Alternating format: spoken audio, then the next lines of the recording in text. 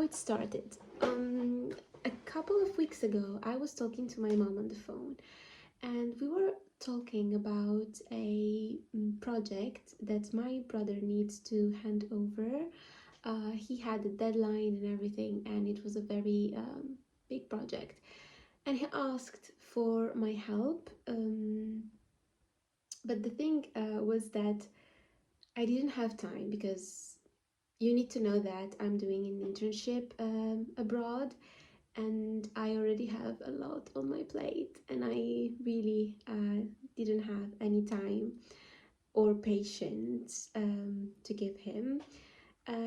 But still, as I was saying, I was on the phone with my mom and I was complaining and saying, yes, I don't have time, and he's always asking me for school projects and everything. So yeah, I complained, and but at the end of the call, I was still saying that I will help him out because he's very sweet to me and very supportive. So yeah, I was just complaining, and when I finished, my mom said, the fact that you don't want to do this task but you're still willing to do it because you want to help out your brother, because you think that he's very sweet and he really deserves this help, and you know just the fact that you're willing to help him out even if you don't feel like helping him out,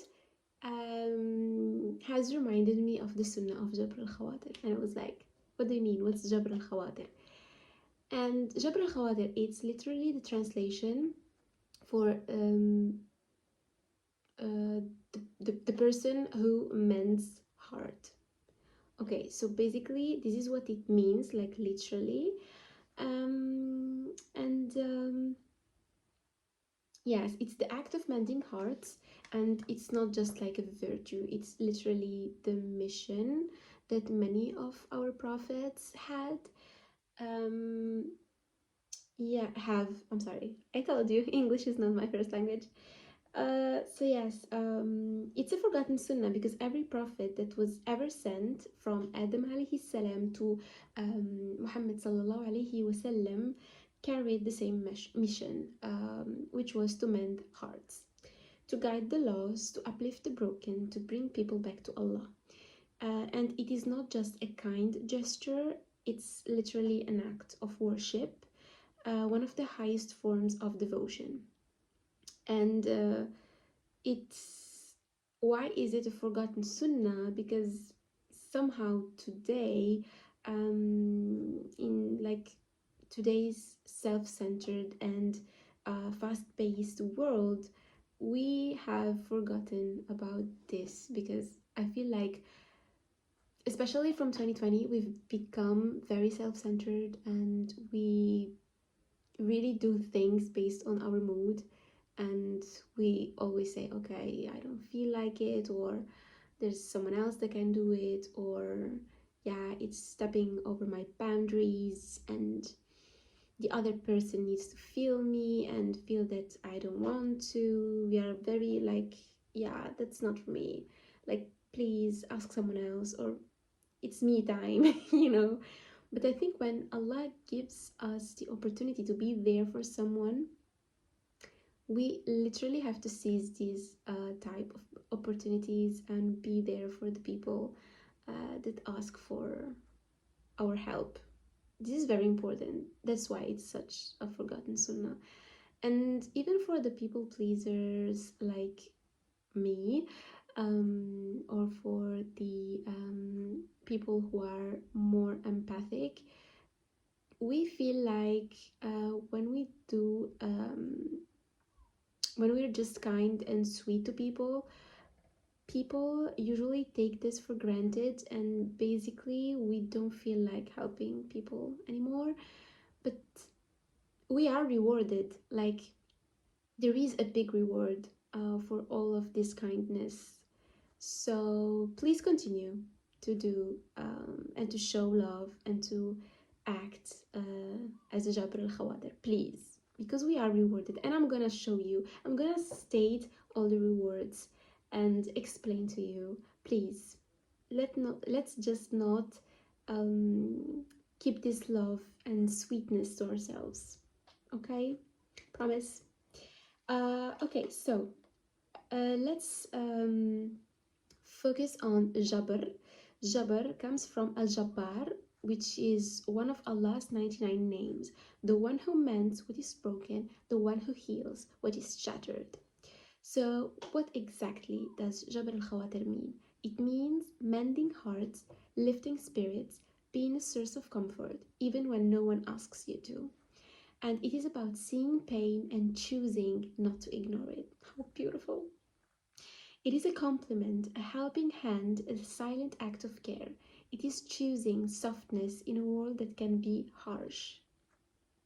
And we often neglect it, like, honestly, between us. We do. And it's because I think we live in a time where people are so consumed with themselves, as I was saying, and we always place our own needs above everything else. And when we are giving the opportunities to help, we always think about, like, should I, shouldn't I? Like, it's so bad. We, like, why? And we move through life focused on what we gain, forgetting what we can give. And this is very bad. This is something that we need to change. But Jabr al Khawatir is not just words, it's action, it's presence and sacrifice. Sometimes it's as simple as listening without interrupting, giving without expecting anything in return, and smiling at someone who feels invisible. And the Prophet ﷺ said, whoever relieves a believer's distress in this world, Allah will relieve his distress on the day of judgment. And I don't know if you realize what does that mean. Like, basically, our kindness is an investment for the hereafter. And this is beautiful. Like, I don't know if you can understand, like,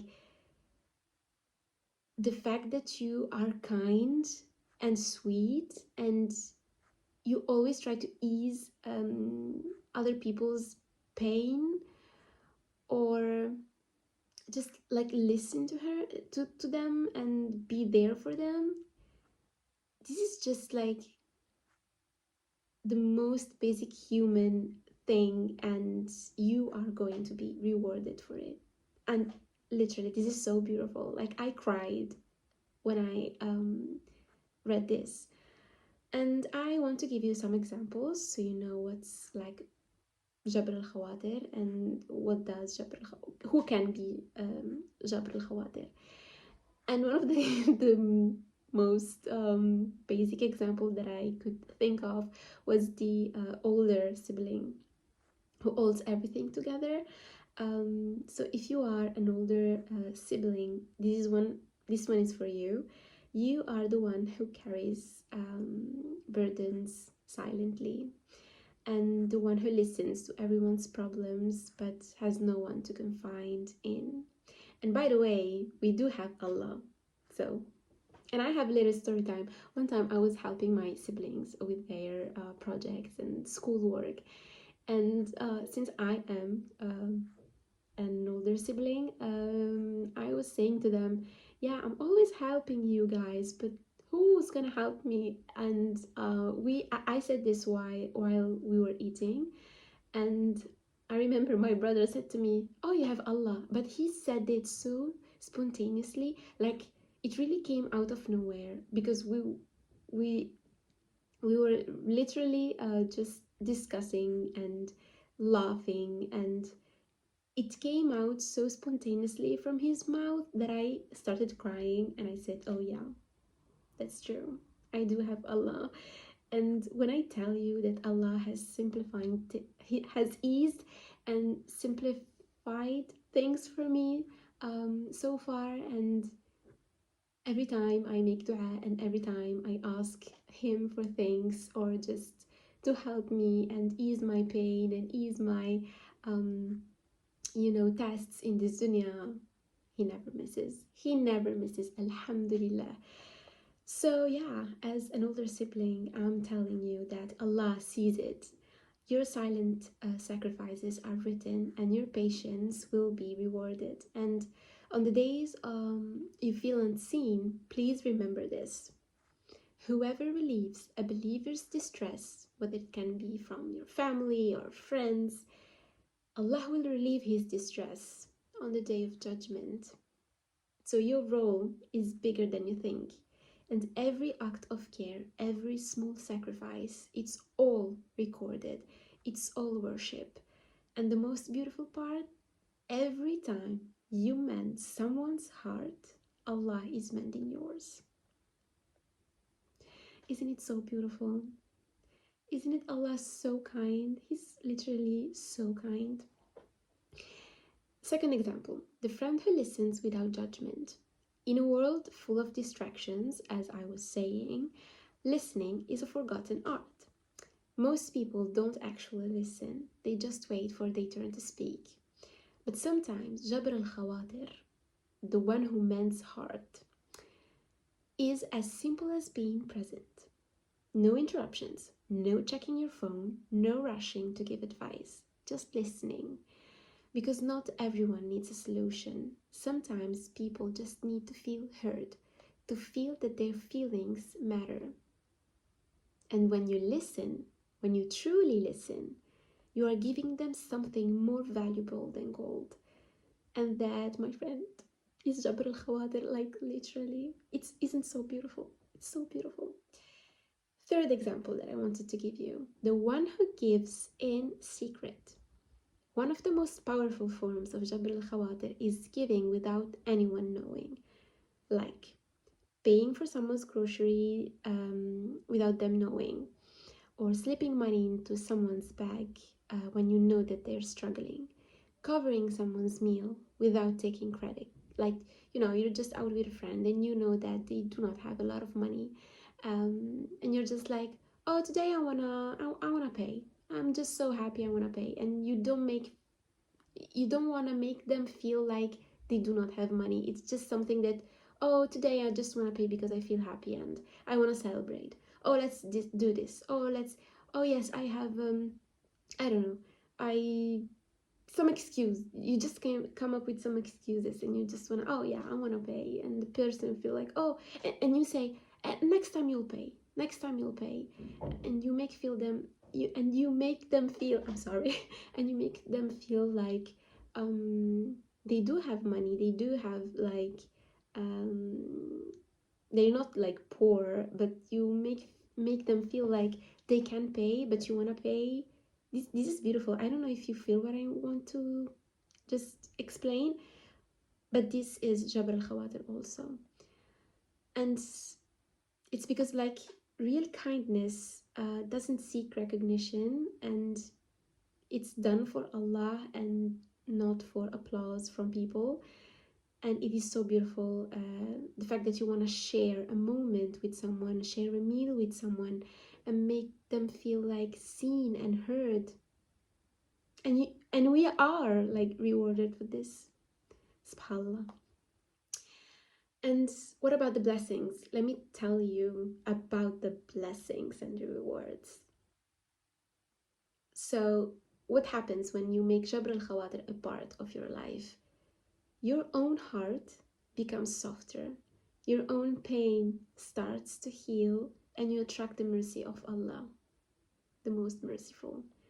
And Imam Sufyan al-Thawri said, the person whose feelings you mend today is the same person who will mend yours tomorrow. So the same person that you are treating so good may be the same person who will probably be as kind with you or with someone else, and it's basically a chain. And can you imagine the reward? Can you? Like, it's so beautiful. And there's also an old saying that goes, he who mends broken hearts, Allah will help him in times of danger. And I thought of the little story time that I said to you, that I told you at the beginning about when my brother told me, oh, so you have Allah, so don't worry, you do have Allah. Like, true, I do have Allah, and Allah is the best. Like, He's the best. I will not fear um, or be scared or say to myself, I don't have anyone, or um, like, what am I gonna do?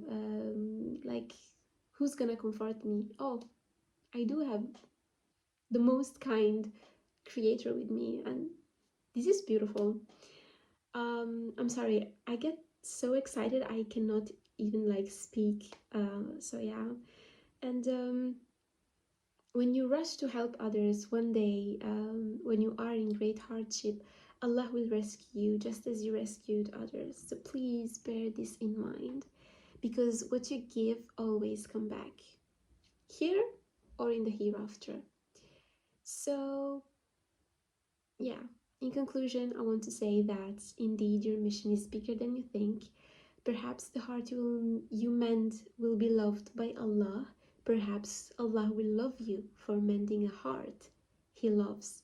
Jabr al Khawatir is not just a good deed, it's not just an act of kindness.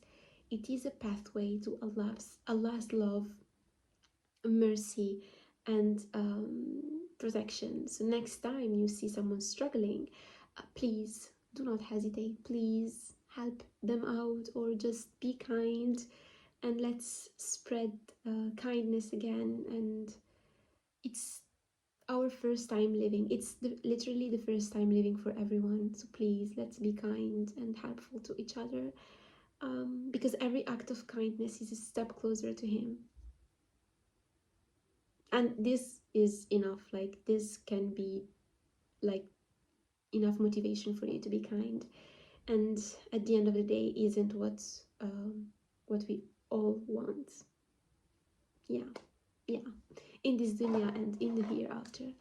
So yeah, I hope that you have enjoyed this little video about Jabr al Khawatir, and yeah, that's everything.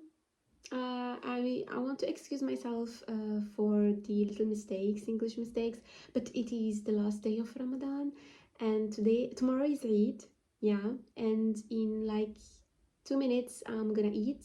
So yeah, I really wanted to film this video on the last day of Ramadan. الله يتقبل منا ومنكم, and yeah, kisses.